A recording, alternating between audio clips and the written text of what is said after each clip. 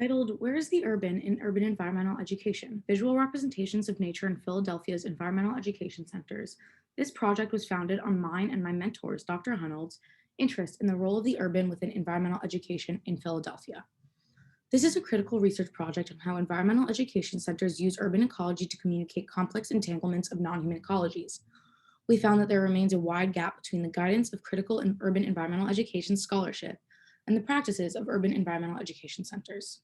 We studied imagery and its role in inviting critical reflection regarding interdependencies, power asymmetries, exclusions, and inequalities that structure relations between humans and non-human worlds. This research was conducted with the goal of understanding whether these centers are perpetuating dated conceptions of nature or if they are communicating post-nature conceptions of human and non-human entanglements. Past research that has been conducted identified many blind spots within the field.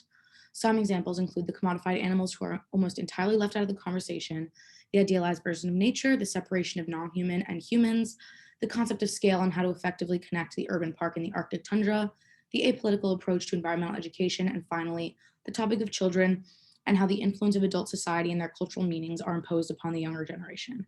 For our methods, we collected data from 10 urban environmental education centers in Philadelphia. From the online websites, we focused on homepages and what images are populating them, the activities and programs offered, as well as the target audience. For the in-person site visits, we came from the point of view of a visitor who didn't sign up for any other programs other than just entering the center. This included looking at signage, studying the balance of visual and verbal information, as well as seeing how the information was spread out between the visitor center and the center's natural setting. For our results, we focused on three main groups. The first is the connection of nature and culture. From our noticings listed on this slide, we found that there is some acknowledgement of interconnections between nature and culture. However, the heavily curated landscapes of the UEECs convey primarily an idealized conception of nature.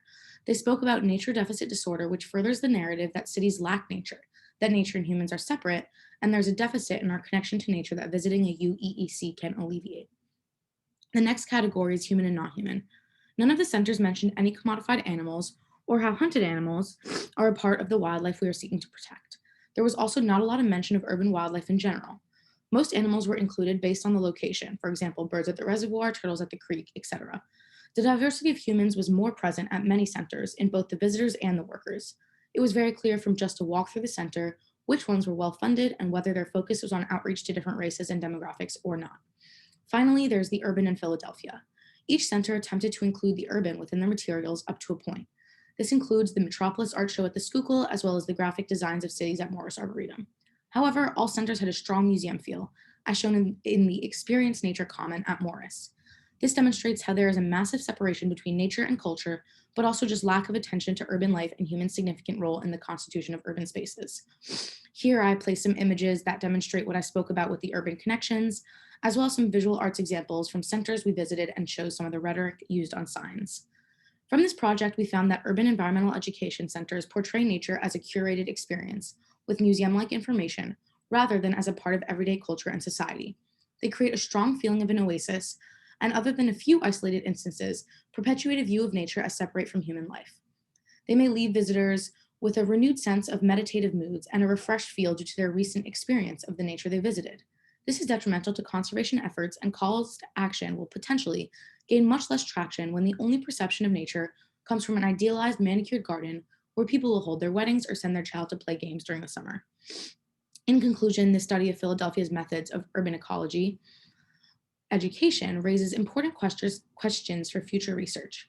How can conservationists and urban ecologists create a center that is both beautiful and appealing to the public, but also inclusive of the urban environment in which it is located and can reach a broad audience? In addition, on the topic of commodified animals, how can we create awareness for those creatures that serve a more direct benefit to our current existence without causing people to turn the other cheek? There is much more research to be done and solutions to be brainstormed. This criticism of environmental centers does not condemn the work they are doing. It is the opening of a door to progress and more steps that can be taken to build and expand upon the work that is already being done. Here I list my references that I used in the literature review and throughout the project.